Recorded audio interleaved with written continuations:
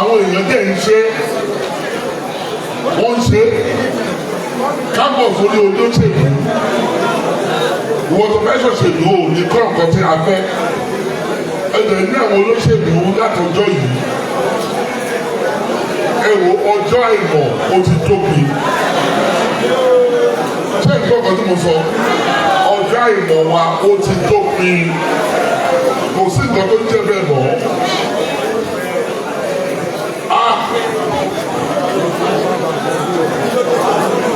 Ilé ìwòsàn ní òtún ẹ̀rẹ̀ kò níbẹ̀. Kí lè wá lò kí lè ṣe?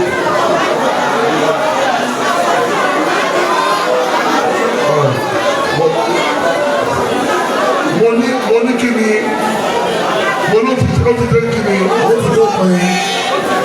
Ẹ̀yin tẹ̀ wà lẹ́yìn. Ó ti ṣe kí ni. Ó ti dópin. Kò sẹ́ni tó máa rí ìbò wa tí ò bá ṣe nǹkan fún wa. Báwo ni local government ṣe máa wà tí ò ní ní hospital ẹ̀jẹ̀ ní representative l'Abuja all the time àbá.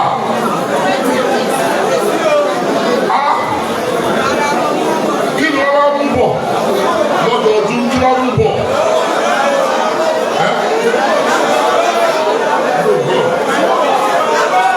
Ogun ẹ̀fọ́ àpò wọn ẹ̀yìn ẹ̀jẹ̀ kan máa ń sápò wọn ìgbàdé wọ́n fún yín 5,000 ẹ̀yìn gba 5,000.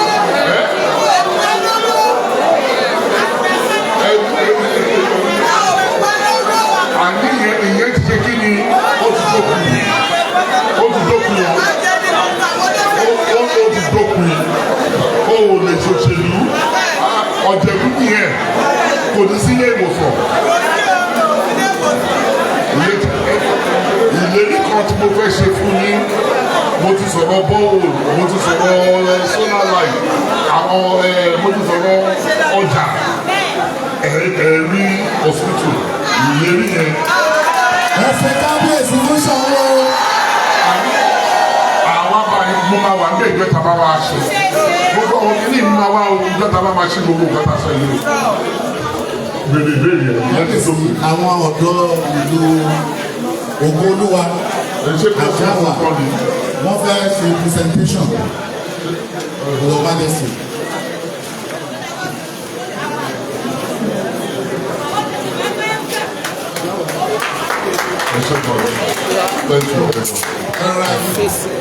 Ẹgbẹ́ sí àwọn èèyàn kọ́ nínú.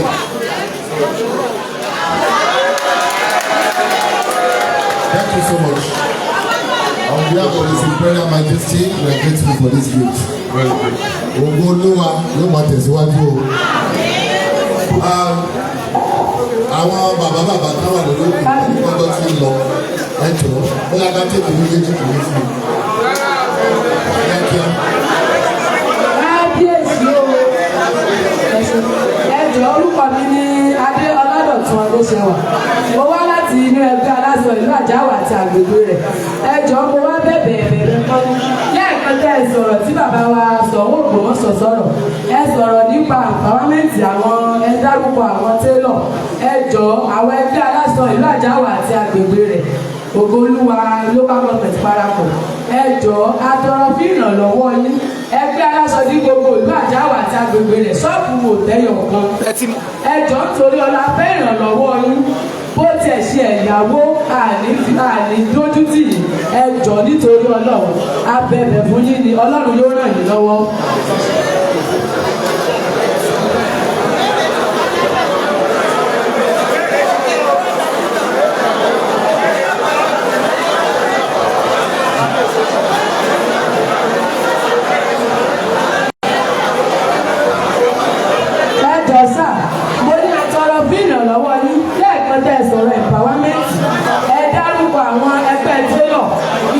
Ìrànlọ́wọ́ fún wọn níbi empowerment ní ẹ̀dẹ́sà.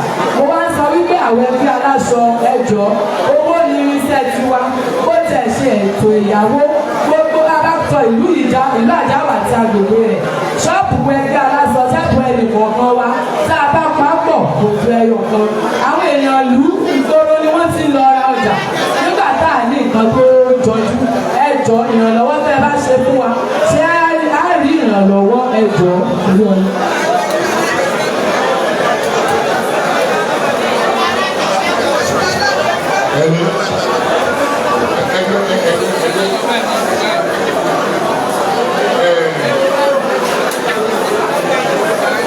ìrànlọ́wọ́ tí ìjọba fetí sílẹ̀ ẹ̀kọ́ ọ̀gá sọ ìrànlọ́wọ́ tí mo sọ tí a fẹ́ ṣe a fẹ́ kọ́ àwọn èèyàn níṣẹ́ télọ̀ ni mo jẹ́ pé a fẹ́ fún àwọn télọ̀ ní owó a fẹ́ kọ́ àwọn èèyàn ní iṣẹ́ télọ̀ bọ́n nǹkan tó sọ yìí bí mélòó lẹ̀ ní aláṣọ.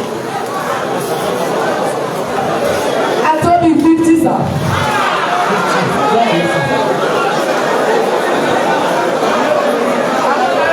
àwọn ará wa wà ní bíbá ẹ̀ dáadáa. Èmi aláṣọ dà.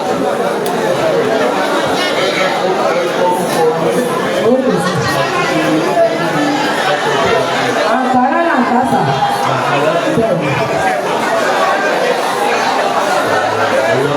Ẹ jẹ́ farabalẹ̀ o.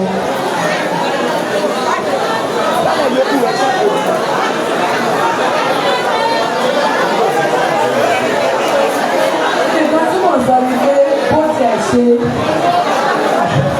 àwọn ilé náà ló mú wa ṣá.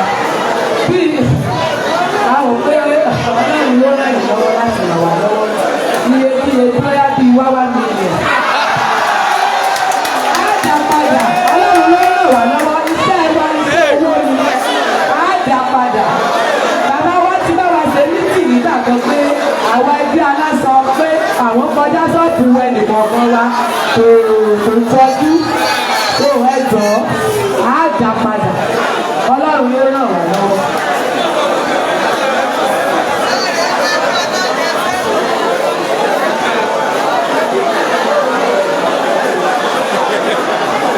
Nǹkan tí mo sọ ni pé tẹ́ ẹ bá yá gbogbo wa bíi 30 million á sì láàrin á sì mọ́ dá padà.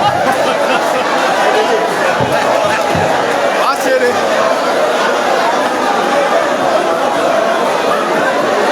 Ẹ ṣe thank you so much. Kábíyèsí ti gbọ́.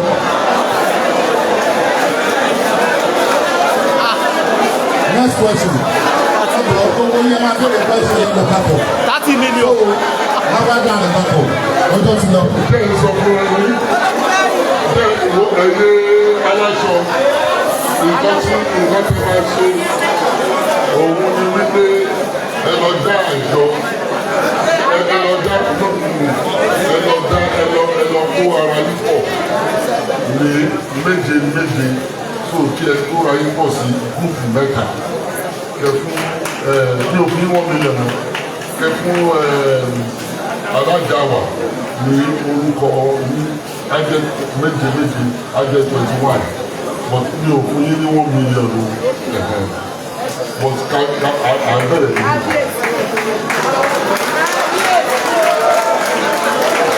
Gbogbo ẹ̀yin tẹ ní question. Ẹ kàn máa béèrè rẹ̀ ẹ máa lo àyè yín. All right, ọ̀ya.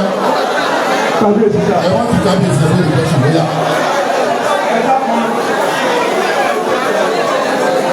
ní ìlú Ògbóríwá local government ní àjọ àwàsà. Ẹ béèrè question. Kò sí ilé ìfowópamọ́ kankan. Èkó ni èmi wà kí n tó wá sí ilé. Ṣùgbọ́n nígbà tí mo dé tá a bá fẹ́ gba owó ńlá àbá fẹ́ lo owó ńlá àti àbá dé Ògbómọ̀ṣọ́. Ẹ dákun wa bẹ̀ yín. Ọjọ́ yẹn á di alẹ́.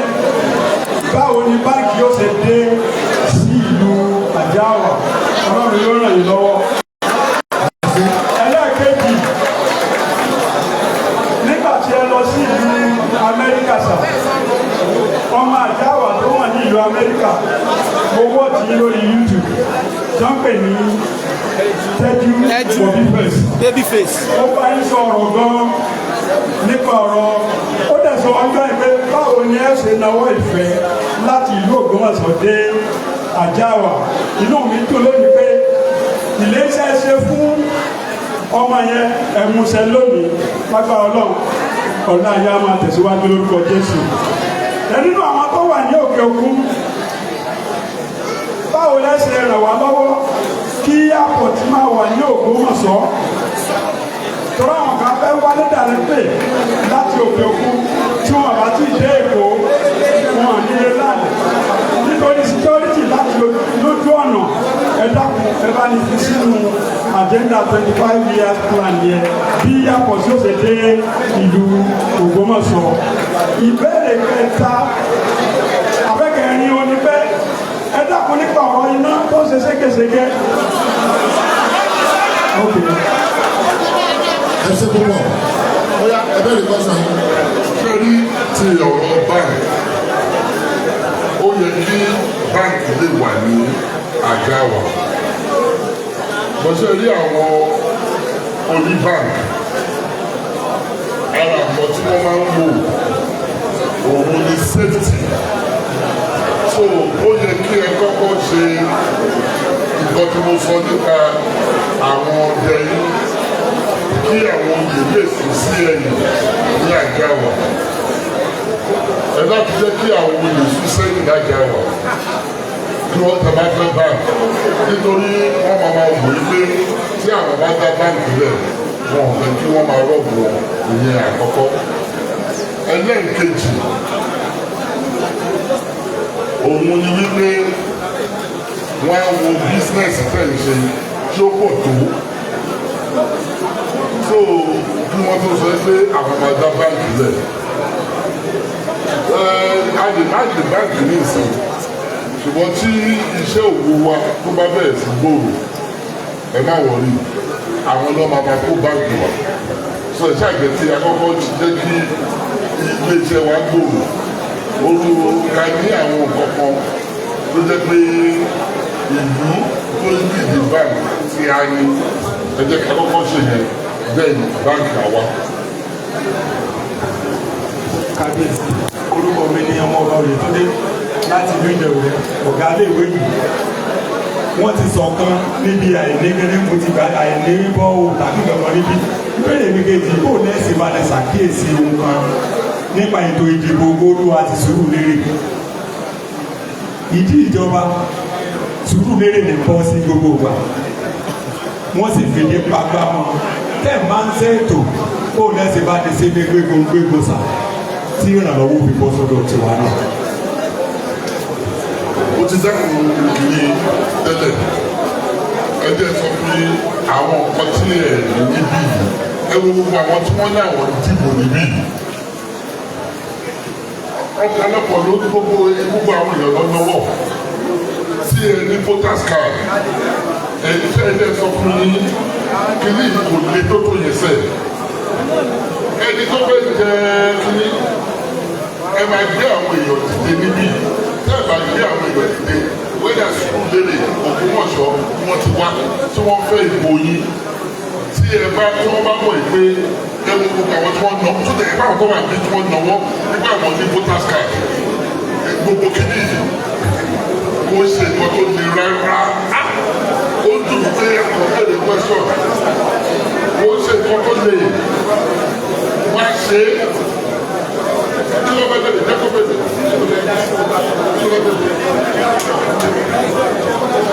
Ẹjọ́ Wọ́n tí mo sọ sàdé wípé àwa àti Sùúrùlérè wọn là ń gbé rẹ́ẹ̀mù àti house of assembly. A sì mọ̀ wípé rẹ́ẹ̀mù ju house of assembly lọ. Àti tó àwọn àti gbé. Àní ẹ̀gbọ́n kan tí mo sọ ọ̀dọ́ ẹ̀ lọ́kọ̀ nìkan ní ẹ̀gbọ́n.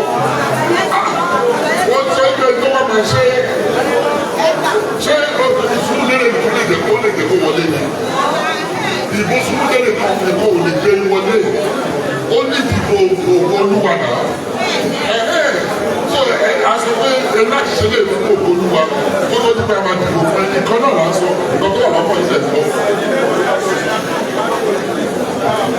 Ọ̀rọ̀ mi ò yẹ kò yẹ. Ẹ̀yin méjèèjì àti mẹ́tẹ̀ẹ̀ta lẹ̀ ń dìbò fún rẹ̀. Ó ti jẹ́ pé kò wọ́n ṣe kankan níbí yìí. Àti òkè Olúwa lọ. Àti sọ́ọ̀dì gbé. Àti ẹni tí a lù. Thank you, Kábíyèsí. We have to call it today. Olùsọ̀lẹ̀sìmárí Akọ́lé Assembly ẹ̀sọ̀lẹ̀sìmárí yẹn náà tí gbogbo yín máa dìde wípé a máa dìbò. Ẹ̀ẹ́dún wẹ́rẹ́ ẹ̀kọ́ ẹ̀mú kìíní. Lẹ́lẹ́ kìíní tẹ kàlẹ́. We have to call it today.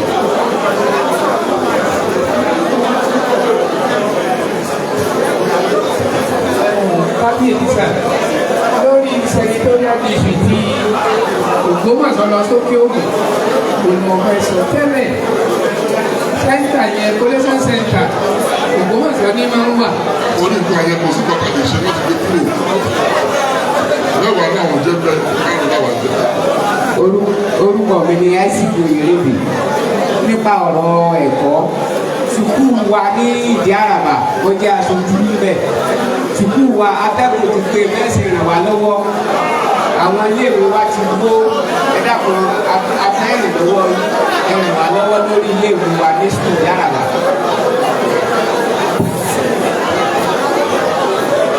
Wọ́n dá gbogbo ẹ̀kọ́ bóyá ẹgbẹ́ ìgbẹ́sìn tó ní. Sí bàbá ẹ̀mí yóò kú o ẹ dàpọ̀ mo fẹ́ ìrànlọ́wọ́ ní ọmọ mi parí skul tóbi aláàbò ara mi ní ó ń tiraka náà ní orí ọmọ yẹn tó parí bóde wọ́n wá fẹ́ ìrànlọ́wọ́ ní lájẹ́ pẹ̀lú ọmọ mi kó parí ọdún méjì tó fi gba ìrìn jẹ. All right, thank you. Omi sà. Orúkọ tèmi ni Stephen Emmanuel Ọ̀sàdéwọlé. Wọ́n á sojú youth Àjàwà United. Ṣá látìgbà tí stadium wa láti ní lájà wà. Báwo ẹ ti sí ẹgbẹ́ àtẹ́kọ̀ọ́ mi ò tó ti sí àti àga. Àwọn ẹni bá wá sí ẹ̀dá kan àgbà lọ́wọ́ lórí ẹ̀sà. Ẹ̀sẹ̀ sà. Thank you so much. Royal Majesty. His Imperial Majesty. His Imperial Majesty sir. Orúkọ mi ni Kọ́pẹ́ Joshua Adédèjì. Gbogbo fẹ́ bẹ̀rẹ̀ ni pé I'm looking into the future. I don't know if there is any plan for airport to be in Ògbómọ̀ṣọ́. Therefore, thank you. Thank you very much. Me, Ẹ jẹ́ sọ kọ́kọ́ fún yín o. Ẹ jọ mo fẹ́ kí nítorí mo ti parí ọ̀rọ̀ mi. Ẹ jẹ́ sọ ọ̀pọ̀lọpọ̀ nǹkan tí wọ́n ń béèrè níbí yìí.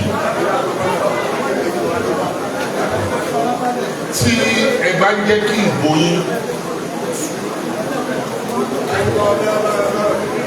tẹ bá ń dìbò lẹ́sìn dì nǹkan náà lè máa get. Ọ̀pọ̀lọpọ̀ nǹkan tí wọ́n ń sọ representative yín òun ló yẹ kó máa ṣe. Ẹ jẹ́ sọ fún yín o, mo ti ń sọ wípé ẹni tí ó bá máa represent wa ní àwọn gbogbo àwọn tó máa represent wa ní next election tí àwọn lọ́balọ́ba tí ẹni wa bá kò sí ibì kan náà gbogbo nǹkan tá à ń sọ yìí wọ́n á ṣe. Ṣé ní gbogbo kìíní yìí kò ń ṣe nǹkan tó ṣòro? Òótọ́ ni mo sọ tí gbogbo wa bá decide àyíká ìtì ní voters card tẹ bá lọ register tí gbogbo wa ní voters card ẹ gbàgbé pé wọ́n ń jí ìbò wọn ò ní ìbò wa jí. Òótọ́ ni mo sọ fún yín tí gbogbo wa bá sọ pé ẹni ká máa dìbò fún rè and ẹni ká tó dìbò fún ẹ sọ pé gbogbo ẹ lọ sùúrù lérè ó lọ sùúrù lérè ó lọ sùúrù lérè nǹkan tẹ́ fi rí báyìí náà nìyẹn náà. Ẹni tí ó ẹni tó represent yín ẹ sọ fún yín pé má wá síbí láti wá ní ṣe campaign o tó bá lè ṣe ilé fún wa kankan àti ẹni tẹ́gbọ̀n àwọn alọ́balọ́ba bá kò á sọ fún wọn pé lọ ṣe léyìí sí ògo Olúwa ẹ lọ hospital ẹ̀ ní kíní àwọn tẹ̀ represent yín wọ́n lọ sí hospital ọmọ wọn lọ sílé ìwé kí ló represent àwọn ọ̀pọ̀lọpọ̀ fẹ́ ṣe eléyìí àwọn ọlá máa dìbò fún òótọ́ ni mo sọ fún yín o Ibẹ̀ ìyẹn lọ jókòó sábùjá àárí àlọ́ hospital àní kankan. Gbogbo ọ̀pọ̀lọpọ̀ pátá gbèrè yìí nǹkan tí rẹ́pù wọ́n jẹ fún ìdí tí wọ́n fi jẹ́ rẹ́pù yẹn representative and representing this constituency. Èmi mo represent àwọn èèyàn yìí so nǹkan tí a ní àwa la máa sọ fún tí ò bá dẹ̀ ṣe ẹgbẹ́ sọ kọ́kọ́ fún yìí o wọ́n gba owó fún ìdàgbàsókè ní ọdọọdún ni wọ́n gba owó fún ìdàgbàsókè so tí wọ́n bá ṣe kọ́kọ́ àtúmọ̀ àwọn náà àtúmọ̀ àwọn ẹni tó represent even the state assembly ó yẹ kó lè ṣe nǹkan ní state kábọ̀ ní ẹni tó represent yìí ní federal ṣé ní mo sọ gbọ́dọ̀ a lè máa ṣe nǹkan tó à ń ṣe tẹ́lẹ̀ bàbá fẹ́ ìdàgbàsókè ẹni tó bá fẹ́ represent wa nǹkan tá a fẹ́ kó ṣe kó tó ká tó dìbò lọ́tí pé a máa dìbò fún tọ́ àárín ṣé àgbọ̀yé ṣé ẹgbẹ́ ọ̀kan tí mo sọ tó yé wa ṣé ẹni this is how tí a fi lè jẹ́ kí ìdàgbàsókè wa òótọ́ ni mo sọ fún yín o inú mi á dùn tí nǹkan tí mo sọ bá lè gbé yín kíní yóò lé kótó yìí o orí hospital ló ń represent wa ní hospital owó tó ń gbà lọ́dọọdún kí ló fi ṣe every year ó yẹ ká lè máa lè tọ́ka sí nǹkan tí rep yìí ṣe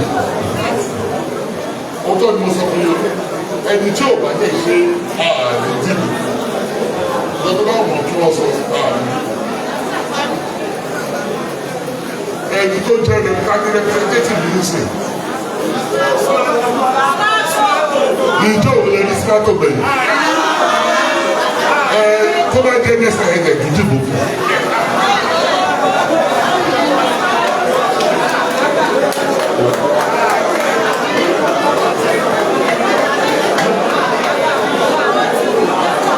ẹni tí ẹ̀ bá ti rí òótọ́ ni mo ń sọ sẹ́ẹ̀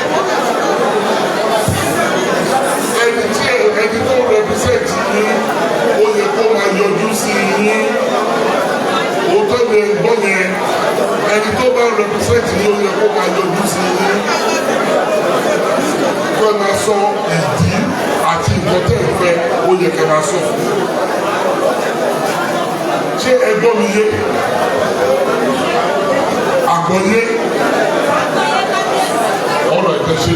Lord, people have been told that they want to have a 2-minute cultural presentation.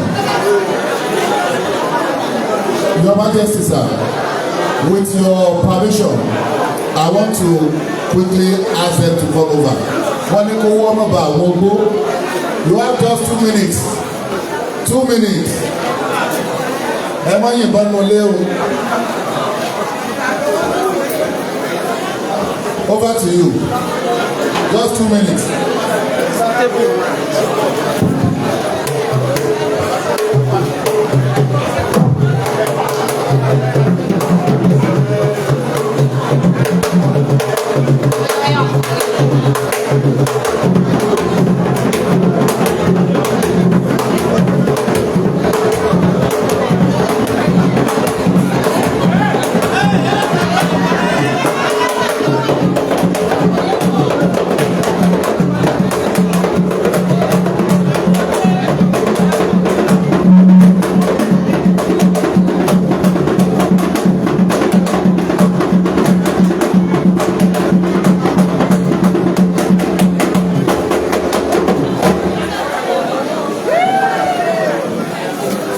orí àtẹ èèyàn bá kọ́kọ́ kì í kábíyèsí ọba tí kò bá ránṣẹ́. bá mi àgbàlagbà oyè wò ó mọ̀lẹ́ tí kò olùgbẹ́sìn. òdodo ọ̀rọ̀ ní kábíyèsí ti wí tí kòkó olú àtẹwà kalọ̀lẹ̀ ìfaramọ́ ẹni abáfẹ́ làfẹ́ o èèyàn tí ó bá fẹ́ wọ olúwa rẹ̀ òkúkú níláárí. bàbá mi gádì kò ní sọ pé nìkan ò níláárí àfẹnitọ́ba lọ́mọ yẹn yẹn ló kù ọgbọ́mọ̀sọ ní ajínigbé ìjẹta kẹtọ́ mọ̀ kọ́nyẹ́kẹ́ ògùn pọ̀ ọjà ọ̀nà fún lórí eré lóṣù bọ́ máa jílé gbé ṣe àìgbẹ́kù gbogbo ìlú ọjà ọ̀pátá mo kí bàbá mi àgbàlagbà wóòlù kábíyèsí àtọ̀lábúrò bá mi gẹ́bí olóyè náà ń bọ̀ ìgbà òun ìlú àwọn aláwọ̀ o ìlú àwọn aláwọ̀ o tí mo bá ìfọ̀pá sílẹ̀ ìlú àwọn aláwọ̀ o.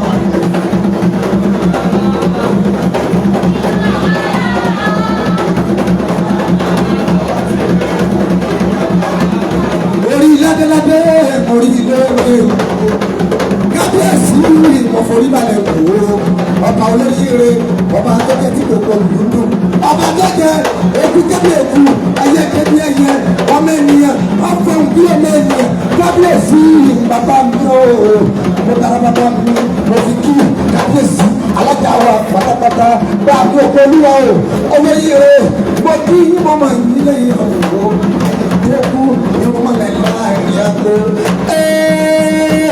ẹkúlẹ̀ fún bàbá ẹ̀sìsì fìlà fún ẹkúlẹ̀ fún bàbá ẹ̀sìsì fìlà ìtọ̀sálórí adé ẹkúlẹ̀ fún bàbá ẹ̀sìsì fìlà fún.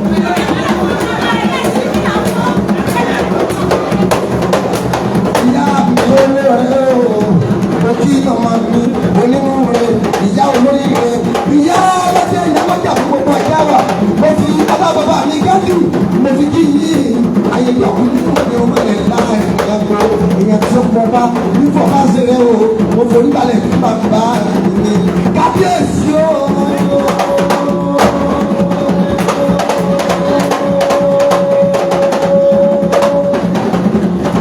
ìyá mi àgbà alágbà ó lè wù ú àyè tí ó kún ìrúmọ̀lẹ̀ tí o kò lù ú lé sí bàbá náà mi ò ẹ̀dá máa ń rí ire ni láǹfààní ká sọ ẹ̀dá máa ń sọ rẹ̀ ni. ìlú ajé ọ̀tá wa yìí lágbára ẹlẹ́dùn mọ́lẹ̀ kò ní í túká 24/23 tẹlifíṣàn ilé aláyọ̀ àyè ilé òkú owó kí bàbá mi gbogbo yẹn fẹ́ níbí ẹ̀sán lé òkú akébí àṣẹ ẹ̀yà akébí ẹ̀yẹ òkú akébí òkú ẹ̀yà akébí ẹ̀yẹ ọmọ ìyàfọ̀ bí ènìyàn ìlú ajá wà wọlé túká àbíyèsí bàbá mi ò àyèké kúrú wọlé láì ìyàwó ìyẹn tí òkú bá ìfọ̀bá ṣeré bóyá ẹwà àwòrán yìí bá mi inú mi dùn lórí bàbá mi tí mo fojú kàn gbogbo lọ́balọ́ba lè gbogbo lóye lóye mo kí yín lórí ọmọ ilé yẹn wò ó gbogbo ìjọba líle nígbà nígbàlẹ̀ pátápátá mo fi ọjọ́ bàbá mi mo fi kí yín o kábíyèsí wa o ọba tẹ́bí ìwọ́nú rẹ̀ kábíyèsí ẹ máa bẹ ọ̀bẹ níbẹ̀ sí ẹ máa wà títí ayé àgbẹ̀ àwa náà fẹ́ kọrin àwa náà fẹ́ jó. ẹ máa bẹ ọ̀bẹ sí ẹ máa wà títí ayé àgbẹ̀.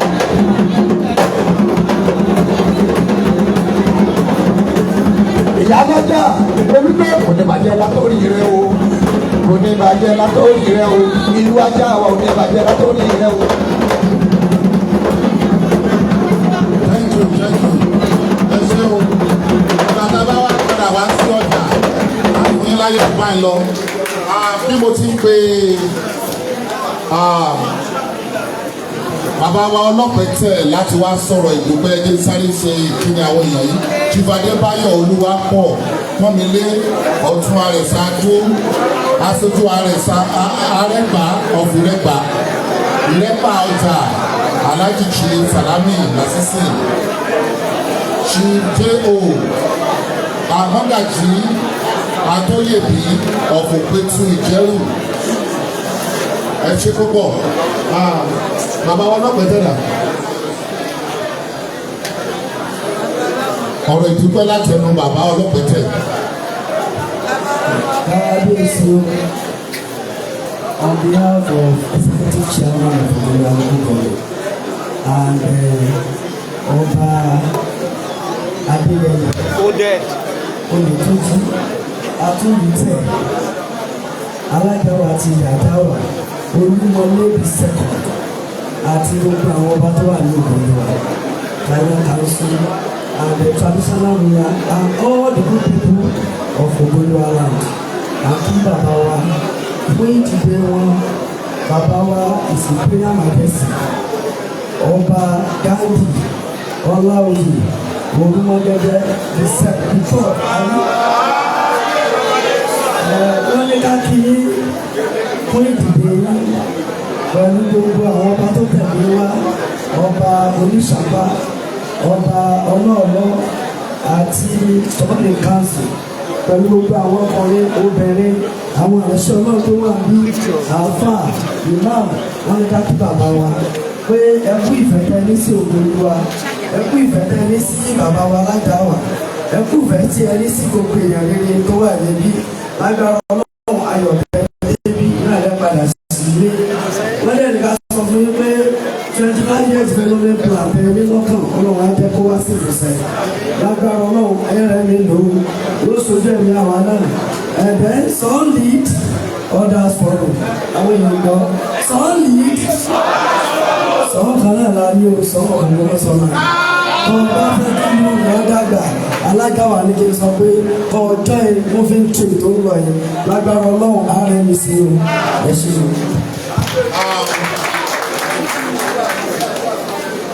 Àwọn Alájàwà in council wọ́n láwọn ní presentation fún kábíyèsí lẹ́yìn ìyá kan bẹ tí wọ́n fi owó iyebíye gbé wá látọ̀sún bọ́yọ̀ ọ̀rọ̀ ni wọ́n sọ ní kọ́kàn ní àdúgbò. Kábíyèsí o mo yíká ọ̀tún o mo yíká òsì o ẹ ṣeun o adúpẹ́ kú ìdìde wa ní orúkọ bàbá wa alálùbáríkà His Royal Majesty Ọba Thompson Adéyẹyẹ Àkànmú Oyètúnjí Olúmọlé Atúnlùtẹ̀ the second Alájàwà àti gbogbo ilẹ̀ Àjàwà pátápátá orí fún gbogbo àwọn lọ́balọ́ba níjọba ìbílẹ̀ Ògo-Olúwa ní à ń kí yín káàbọ̀ sí ọ̀dọ̀ wa ó sì wù wá láti fi ohun tí à ń ṣe ní ilẹ̀ Àjàwà àti ìjọba ìbílẹ̀ Ògo-Olúwa fún yín gẹ́gẹ́ bí ẹ̀bùn àgbẹ̀ ni wá àti kó iṣu lógúnlógún àti kó iṣu lọ́gbọ̀nlọ́gbọ̀n ó pọ̀ tayọ ká máa wá kó wá bíbí àti kó sí inú ọkọ̀ bẹ́ẹ̀ ni epo ìlú Àjàwà ò láfiwé níbi gbogbo epo wa dára gan wọ́n máa ń wá láti ìpínlẹ̀ Oǹdó ìpínlẹ̀ Ọ̀ṣun ìpínlẹ̀ Èkó láti ilẹ̀ Haúsá wọ́n máa wá ń kó epo wa l'Àjàwà àti gbé epo yìí náà sínú mọ́tò fún yín kẹ́ ẹ jẹ epo ìlú Àjàwà wò kẹ́ ẹ wo bó ṣe rí ẹ rí i pé kò sẹ́ni tó jẹ epo wa tí kòkòrò máa mú láwọ̀. ó wá wù wá kábíyèsí iléeṣẹ́ ńláńlá èyí tí ó mú káwọn nǹkan tá à ń ṣe tí ò ní jẹ́ kó kàn wà ní ọ̀pọ̀ kú ọ̀yọ̀kú mọ́ tó bá tó àsìkò tì mọ́ wọ́n lè máa ra tì mọ́ àwọn àgbẹ̀ wa ní 1000 per basket kó máa rà 500 tí iléeṣẹ́ bá wà tó ń gba tì mọ́ yìí lọ́wọ́ wa tó ń yípo tó ń ṣe ní tin tomato wọ́n ṣe ń ṣe wọ́n kàn fi ìyà jẹ àwọn àgbẹ̀ wa níbí ni ẹ dákun ẹ ràn wá lọ́wọ́ tí kaṣú bá dé ọmọ kaṣú èso ẹnìkan ni wọ́n ń rí tà àwọn ìdí ẹ̀ gangan wọ́n ń ṣe kaṣú trees iléeṣẹ́ ẹ dákun èyí tí ó máa ra kaṣú yẹn tí òfin kan ní máa ṣòfò ìlú kan wà níjọba ìbílẹ̀ Ògo-Olúwa London Alájàwà gangan ni wọ́n wà Àgódò ilẹ̀ wọn kò kó ó dára fún wọn ni wọ́n dẹ̀ ń gbé jáde lọ́pọ̀ kó ọ̀yọ̀kú níbi bẹ̀ ṣùgbọ́n kò sí ilé iṣẹ́ èyí tó ń gba kòkó yẹn gangan tí ó máa ṣe tí ó máa fi ṣe kọ́ńfìtà ṣe mílò lóríṣiríṣi àwọn nǹkan yìí ló lè mú kí ìjọba ìbílẹ̀ wa kó gòkè àgbà ẹ dákun ẹ bá wa wò ó ṣe dẹ́yìn ìlú tí wọ́n ń produce kòkó jáde yẹn wọn ní omi ilẹ̀ ni wọ́n ṣe mú ẹ dákun bọ́ òun tẹ́ fẹ́ pín ẹ wò wọ́n ṣe láàánú Ọlọ́run ràn yín lọ́wọ́ àwọn obìnrin wa nílùú Àjàwà a ti ń ṣètò láti máa ṣe owó ìrànwọ́ tí ò ní èlé fún wọn àwọn tí wọ́n bá tún fẹ́ kí wọ́n wá wá join wa à ń ṣe meeting gbogbo obìnrin nílùú Àjáwà ní ọjọ́ Jímọ̀ àkọ́kọ́ nínú oṣù kí wọ́n máa wá ìrànwọ́ tẹ́lẹ̀ fẹ́ ṣe fún wa ẹ ṣe fún wa á pín kárí ṣùgbọ́n wà ń bẹ̀ yín náà kẹ́ ẹ dákun kẹ́ ẹ jẹ́ olóòótọ́ tá a bá fún yín lówó ẹ dákun ẹ dá padà kẹ́lòmíì náà lè rí gbà Ọlọ́run ó ràn gbogbo wa lọ́wọ́ gbogbo obìnrin á jèrè ọmọ wa o ẹ̀yin ọkùnrin náà ẹ jèrè àwọn ọmọ yín o ibi ò ní bá wa obìnrin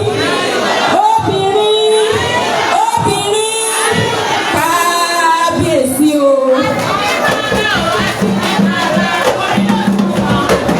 Thank you so much. At this junction, as we call it today, we will just sing Ògbómọ̀ṣọ́ anthem. We'll just sing Ògbómọ̀ṣọ́ anthem. I will call on the palace chaplain and the palace imam to both come around.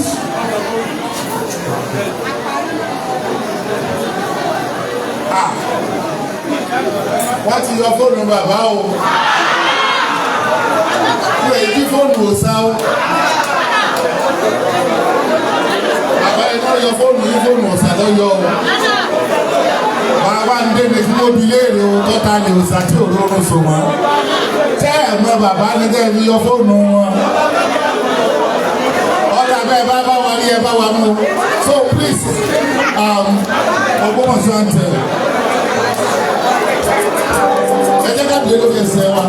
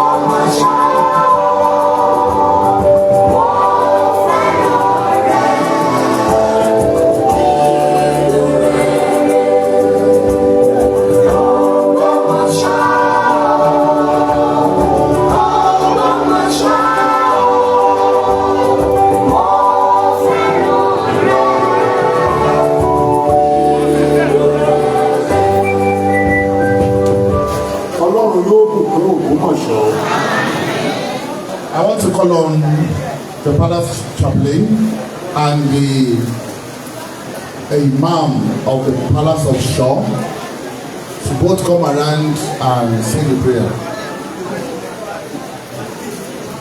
Olúwa dúpẹ́ ní ọwọ́ rẹ̀, gbogbo ni fún òní. Ayé ológo fún ìbẹ̀rẹ̀ àti òpin ìpàdé yìí. A dúpẹ́ fún àwọn lọ́balọ́ba wa, a dúpẹ́ fún àwọn ọmọdé àti ọrùn ìlẹ̀kẹ̀. A dúpẹ́ ní ti bàbá wa, His Imperial Majesty Ọba Ghandi Afọlábí Ọláoyè àti okun tí ẹ fi fún wọn. Ìjẹ́ akéde pé bí a ti ń lọ Olúwa máa bá wa lọ.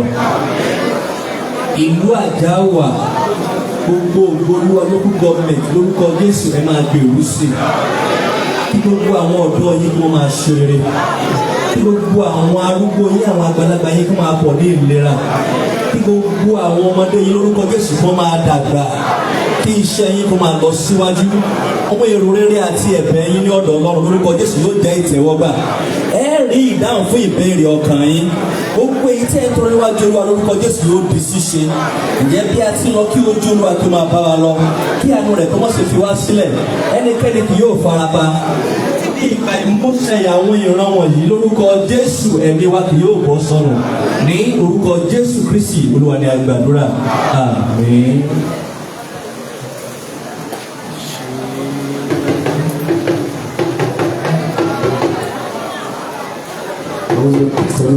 بسم الله الرحمن الرحيم الحمد لله على عقلي وصحة البلد والصلاة والسلام على سيدنا محمد صلى الله عليه وسلم الحمد لله الحمد لله الحمد لله رب العالمين Ọlọ́run ọba tí ó fẹ́ wa ní ìjókòó ìjọ àtúntò pẹ̀lú ọ̀rọ̀ ọba Ghandi Afọlábí Ọláoyè orúkọ ẹgbẹ́ kẹta pẹ̀lú ìgbésẹ̀ tí wọ́n gbé lórí ìdàgbàsókè ìlú Ògbómọ̀ṣọ́ àti gbogbo àgbègbè rẹ̀ gbogbo àwọn lọ́balọ́ba tí Ọlọ́run kí wọ́n lè lọ àjòkó ìjókòó yìí gbogbo apáta kọ́lọ́kọ́sọ́ kálukú ilé láyọ̀ àtàláfíà gbogbo àwọn baálẹ̀ àwọn ọmọ ìlú lọ́kọ̀ọ́rẹ́ lóbìnrin lọ́mọdé àti pátákó tí Ọlọ́run kí ọba wa dá sí ìjókòó yìí àlékún orí ìdùnnú àlékún ayọ̀ ibi tí ìrìnàjò wa lórí ìdàgbàsókè ìlú kọ́lọ́kọ́ fi lé wa lọ́wọ́ kọ́lọ́kọ́ fi wá láyà balẹ̀ Allahumma rabbana atina fid dunya hasana wa fil akhirati hasana wa qina azaban nar rabbana la tuzigh qulubana ba'da idh hadaytana wa hab lana min ladunka rahmah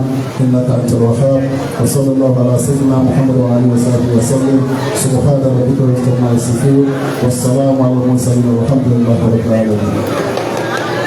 All right, what we remain standing, a máa fún kábíyèsí láyè wọ́n ti jáde lọ ọ̀jọ̀gbọ́n akéwì wọ́n máa fi ewì ìsìnwó lọ wọ́n ti ń jáde lọ ọ̀jọ̀gbọ́n akéwì ó bá ti yò.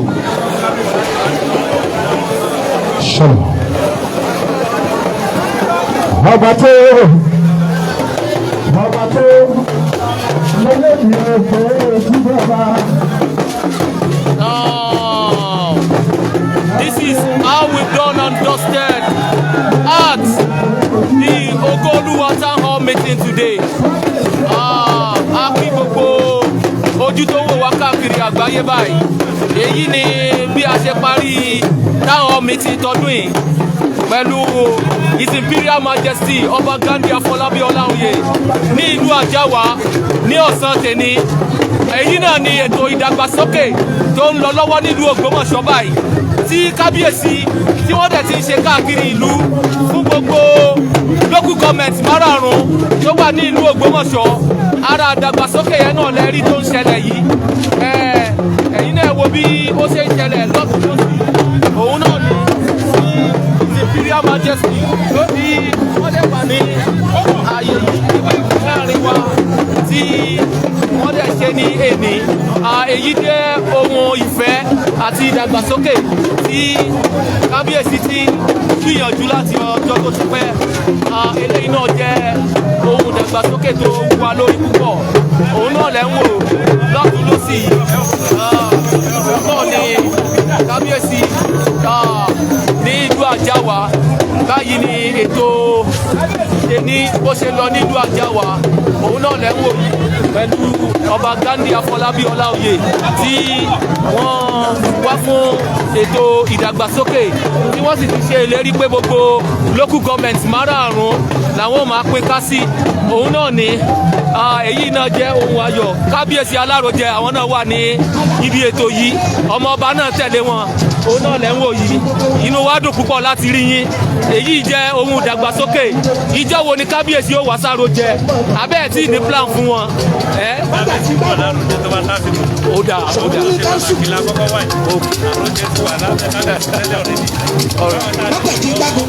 ọmọ sọ̀rọ̀ olóògbé lọ́sọ̀ ọba jọba lọ. All right. right. Orí kékeré kọ́ ni bàbá fi jọ ọmọ lọ. Kékeré kọ́ ni bàbá fi jọ ọmọ lọ.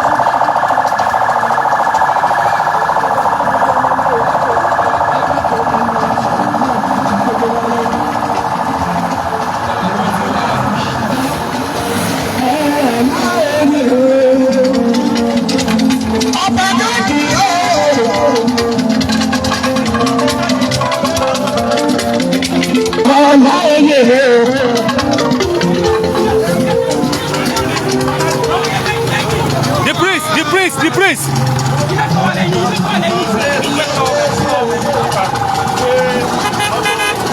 All right. Kábíyèsí náà ni wọ́n jáde lọ yìí o ní ìlú Àjáwá fún ètò tèní. A dúpẹ́ lọ́wọ́ Ọlọ́run fún àṣeyọrí tìlú Àjáwá lẹ́ni. Kábíyèsí ti ń lọ lé báyìí. A dúpẹ́ fún Ọlọ́run o. This is wonderful.